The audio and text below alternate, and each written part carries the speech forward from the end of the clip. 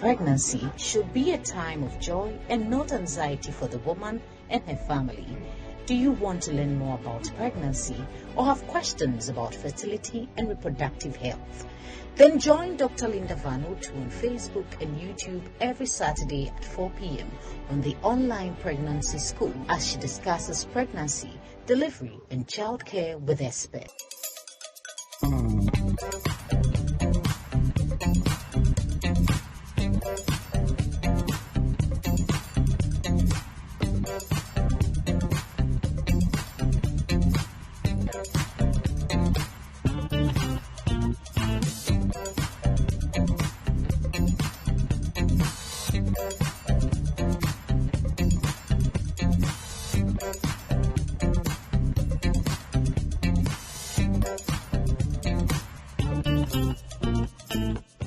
Ladies and gentlemen, it's another day, and we are thankful to God for the gift of life. As always, it is a pleasure coming your way. Today, we're going to have a wonderful session, and I'm going to do this with a very wonderful lady. She'll introduce herself to us, and you'll know why she's wonderful. Because the topic for today's discussion is one that is very important, and everyone should know about it. We are going to talk about the group of people we call adolescents. And so my guest for today will tell us who adolescents are, and then we'll go into the actual topic that we're going to share with you today. My name is Dr. Linda Van Otu, and it is always a pleasure. But please, if you have not yet subscribed, kindly go ahead and hit that subscribe button. And remember to turn on the notification bell so that anytime we have a wonderful program coming your way, you will be informed and you will join us. And also share. Share this because it's not just for you, it is for everyone. We are doing this so that the family would know a lot more about what they can do to stay healthy. My guest for today is Sharifa. And in order not to take the wind out of his sail, I will let her introduce herself, then she can tell you exactly what she does and why we're going to talk about today's topic. So, Sharifa, you are most welcome. Thank you. As Doctor said, my name is Sharifa Mohammed. I work with the Ghana Health Service Adolescent Health Program. So we bring out policies and programs that will help the young people in our communities or Ghana as a whole to develop well and to be the future leaders of our country. I'm glad to be with Dr. Van Otu today to discuss some pertinent issues, especially pregnancy that affects our young persons or adolescents. Thank you, Doctor, for having me. Oh, you are most welcome. So, ladies and gentlemen, today we're going to talk about adolescent pregnancy. That is a big topic for our young ladies there, or even for elderly people who have ever gone through this condition. They would understand why we need to discuss it. If you have not yet had that happen to you, please, it is still an opportunity to know about it so that you can share and you can tell someone about it. This program is proudly sponsored by Van Otu International, Reverse Tap, Samsara Ventures, Erama Clinic, and of course, Promise Ghana. So, Sharifa, who is an adolescent? An adolescent is anybody with the age range between 10 and 19. That's an adolescent. And adolescence is the transition from childhood to adulthood. So whilst you are moving from your 9, 10 to the 19 to an adult, it's a period which we call adolescence. But the word adolescent or the term is anybody within the ages of 10 to 19 years. Basically, that's just an adolescent. Okay, ladies and gentlemen, so now you understand who an adolescent is. So if you're at home and you have any child or anybody living with you within this age group, then you know that this program is really for you. Today, we're going to discuss specifically adolescent pregnancy. So, Sharifa, let's move. What are some of the causes? Yes, okay, thank you. So there are a wide range of issues, as I said, that affects adolescents. which are caused by so many issues from our social or cultural environment, for instance, or biological, for instance, decreasing age at menarche or early sexual debut. You know, What is previously, menarche? yes, that's the very first menstrual period a young woman or a girl would have. That's the very first menstrual period. You know, previously, young girls used to be a bit older before they started menstruating. But now, due to proper or good nutrition, we see people developing or young girls developing very early.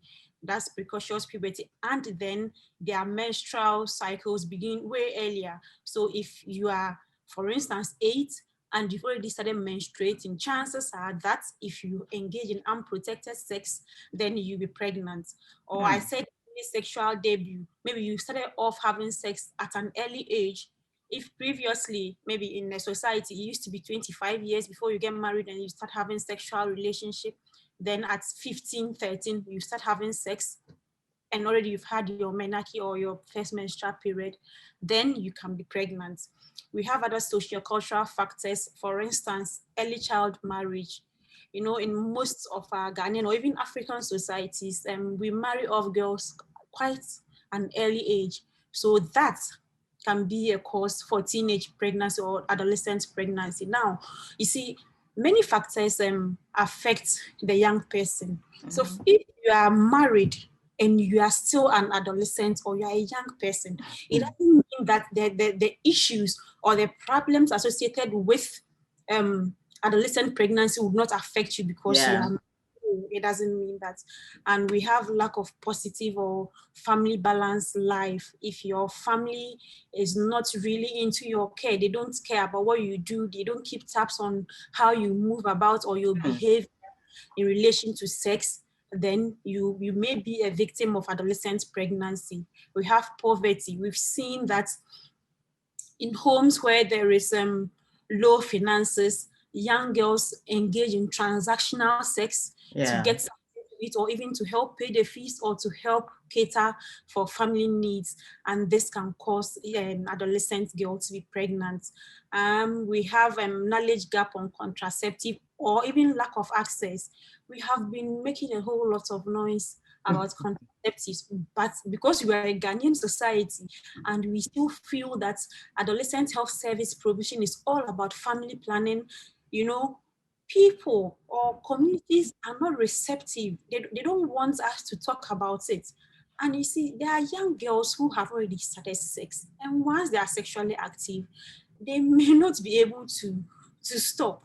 So the best thing is what? Yeah, to let them have access to contraception, but where they don't have access to it, it has to be or it can be a contributory factor for teenage pregnancy. And then some complain of poor attitude of service providers, which the Ghana Health Service is actually taking up, training every service provider to be adolescent friendly and responsive so that they are able to come to us with issues and we help them to prevent teenage pregnancy. And maybe first or last is peer pressure. Growing up, you know, when they get to the adolescent stage, they have the need to bond with friends, and it may negatively affect them if this batch or group of friends are engaging in premarital sex or unprotected sex and other behaviors, which may also lead to adolescent pregnancy. So in a nutshell, some of the causes of adolescent pregnancy. There are so many contributory factors. Ladies and gentlemen, this is something that we as adults have to learn and make sure that we are aware of them and we keep track, especially the fact that as parents or as guardians, we take care of the adolescent. And that means that if you are also not ready to have children, don't. Because if you do that, you will not be able to take care of those children, and that can lead this young girl into all sorts of things. Transactional, where she's offering sex for money, or for some people, even for pad to use during their menstruation. And for others, for other things that they see that their friends are holding. So it is up to us as adults. If you have just joined us, today we are talking about adolescent or teenage pregnancy. My guest is Sharifa. Sharifa works with the Ghana Health Service, the Adolescent division, and she's well versed in the issues of adolescents. And therefore, by the time we finish with this program, I'm sure a lot of us would have realized that there's a lot we can do as a society, as a family, and as individuals. And please, if you have not yet subscribed to my YouTube channel, kindly go ahead and hit that subscribe button. Just look for Dr. Linda Vanutu. And on Facebook, it is the Pregnancy School. So please go ahead and do that, and let us all share what we are learning. So having heard about all these many contributory factors, what are the effects of adolescent pregnancy on the child who is pregnant and the family and the society as a whole? Okay, so there are a lot of effects, just like there are a lot of contributory factors. But I would like to break the effects down so that we are able to understand how it affects the young person one way or the other, or it affects the adolescent one way or the other. We have medical or health effects of adolescent pregnancy. We have social effects. We have emotional or psychological effects, and we have physical effects. So I'll take the health aspect for now. So once the young person or once the adolescent is pregnant, at the antenatal level, there may be poor nutrition, because we know that the young person or the adolescent is growing, and growth spurts needs this young person to have adequate nutrition to be able to grow very well.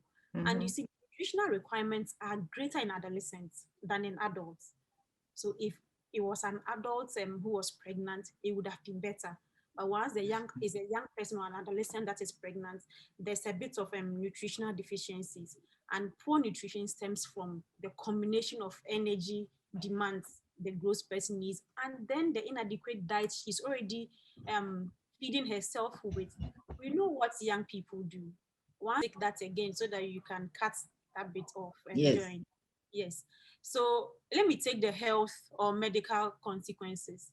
So at the antenatal stage, the adolescent who is pregnant has poor nutrition, because nutritional requirements are greater in adolescents than in adults, as we all know. And then poor nutrition stems from the fact that they need energy demands for their growth spurt, because they are still growing, they're not growing yet. So they need that energy to develop and grow. And then plus the inadequate diets that they are already eating. Adolescent girls, when they reach adolescence, they tend to have poor nutritional habits, because they don't want to grow in quotes fat, because we want to all be the Hollywood size of girls and all that. So they restrict their intake of food, which is already giving them an inadequate nutritional intake or nutrients. And then plus the energy demands of the pregnancy. Yeah. And may be coupled with family income and education on what to do or eat during pregnancy, which are all likely to let the adolescent be undernourished, Yeah. and give birth to undernourished or malnourished children. And this one factor becomes a vicious cycle of undernutrition in the family or for the young one. Then again, at the antenatal stage, we have anemia, which of course is due to the poor nutrition they already are taking. So it will lead to anemia. And then it will restrict the growth of the fetus or the child in this young girl's uterus or womb. Let me just say womb. And still at the antenatal stage, we have malaria in pregnancy, because young females have been found by several studies to be more susceptible to malaria in pregnancy, because of their reduced immunity to malaria cells, and because again malaria parasites, and because again there are primates. Primate is like a first-time pregnancy, so they are more susceptible to malaria, and then it increases the risk of severe anemia when they have malaria, and they can even die as a cause. And then for the unborn child, malaria in the mother would increase the spontaneous abortion. It can cause the young person or the adolescent female to abort the baby because she has malaria, or even to have stillbirth. The child dies, or even premature delivery or low birth weight, which will all lead to the child dying, which is so bad. And then we have hypertensive disorders in pregnancy. Yes. For instance, primary, I mentioned earlier, that's first-time pregnancies and because they have inadequate nutritional intakes, they are likely to develop preeclampsia. This is anemia, sorry, preeclampsia is high BP before the 31st, 37th week, or in the second trimester of their pregnancy. Yeah. And yes, and then preeclampsia, what it does is that it can affect the kidneys of this young mother or this adolescent mother, and even the baby might also die. We have risks of abortions, and then because of malaria, and we have the added risks of having HIV or other STIs, which is really bad. Yes, because of course it's unprotected sex. And you know, adolescents who have sex or adolescent sexual intercourse is sometimes or most of the time unplanned. So if you are having unplanned sex, chances are that they might not even use protection or condom. So if the other partner or the male partner has an STI, HIV, it's an easy conduit to transmit to the young person. Still on the medical effects of adolescent pregnancy, in labor, we have difficult labor or delivery, or sometimes we call it obstructed labor due to the developing pelvis of the young person. So you have something we, in medical terms, we say what's cephalopelvic disproportion. It means that the child's head is bigger than the pelvic space for the young person. And again, because they are young and then they are first time mothers, you know, the contraction during labor helps to push down the baby and then to open the cervix for this child to come out. But because they are first time and young mothers, the contraction is not as fast and heavy, or how will I even term it? Strong as it would have been for an adult who has already given birth before. So it makes labor difficult for the young person.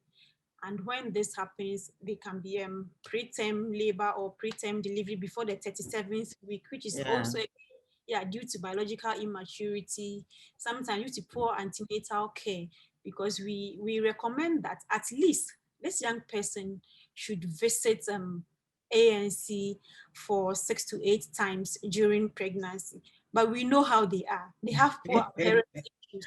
They don't want to go. Sometimes due to the fact that they just don't know what they should do. Because, you know, before the young person who is pregnant seeks help, she would have been in the second or even third trimester. They don't want to come to us, and because of stress due to the pregnancy, and some young persons, once they get pregnant, they suffer domestic violence. They are being beaten by either the partner, or the parents, and there is no support. All these can force this young person or can force the baby to come out prematurely before the 37th complete week of pregnancy. Wow. And once there's difficult labor or obstructed labor, we risk that it's a risk that the young girl might have a tear or fistula, which, doctor, you know, is a serious complication of childbirth.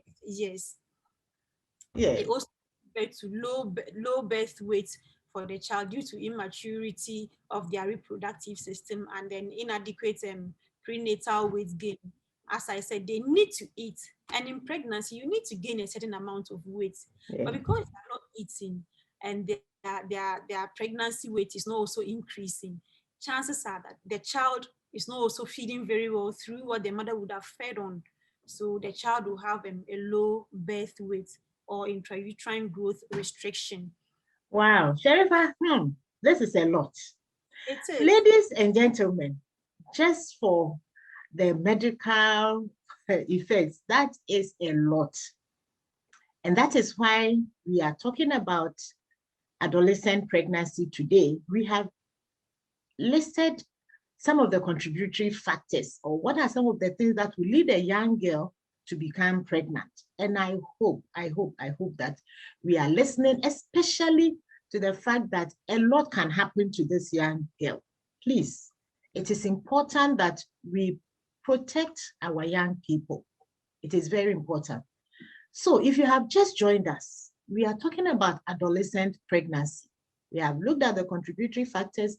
Now we are looking at the effects of a young girl becoming pregnant.